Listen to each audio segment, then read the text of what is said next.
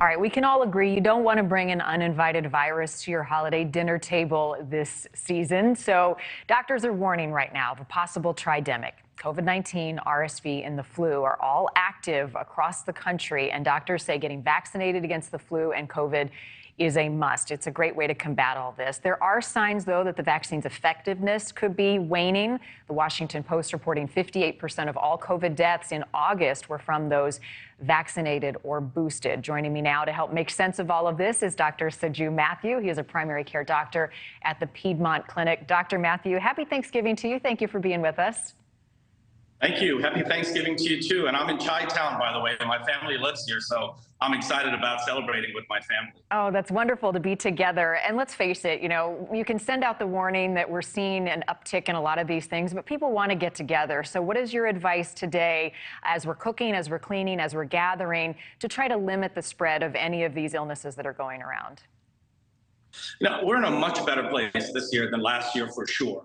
The pandemic is still going on, but we're moving away from hospitalizations and deaths to more of a risk of long COVID. So pandemic is not over, but the most important thing that I think people should really look at as you get together for the holiday celebration is getting that COVID test. I know people don't want to hear this, but if you've got elderly people in your family, maybe people that are vulnerable, like people who have asthma or who are obese, if they get COVID, their risk of developing severe disease could be high. So I would recommend make sure you use an unexpired and non-expired COVID home test, maybe a few hours before.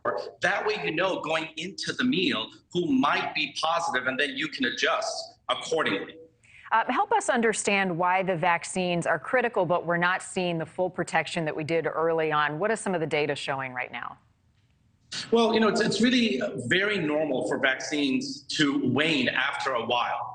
Pretty much every vaccine, the efficacy goes down with time. So that's also why it's important to make sure that you're fully vaccinated. I've been talking about COVID-19 really ever since the beginning of the pandemic, and CDC never changed the definition of what it means to be fully vaccinated. Fully vaccinated is really getting 3 shots, and then you get the booster shots accordingly. So if you're 50, you should have gotten 5 shots by now, including the latest Omicron booster. And if you get that, then you're protected against the current circulating variants. And that's the best way, Marni, to be protected against this virus. Even if you get the infection, your risk of severe disease and long COVID goes down significantly. We're seeing babies on our screen right now. Dr. Mathew, talk a little bit about RSV, why it is such a concern, and the status of a vaccine to fight this virus.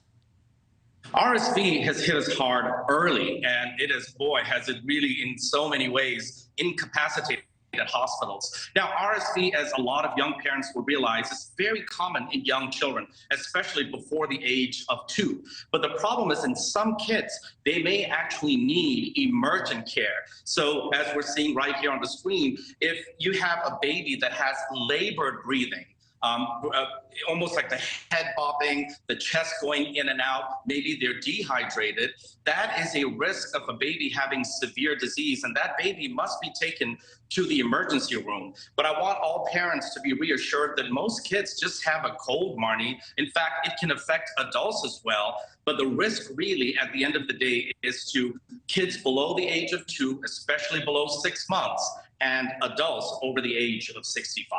How does RSV spread?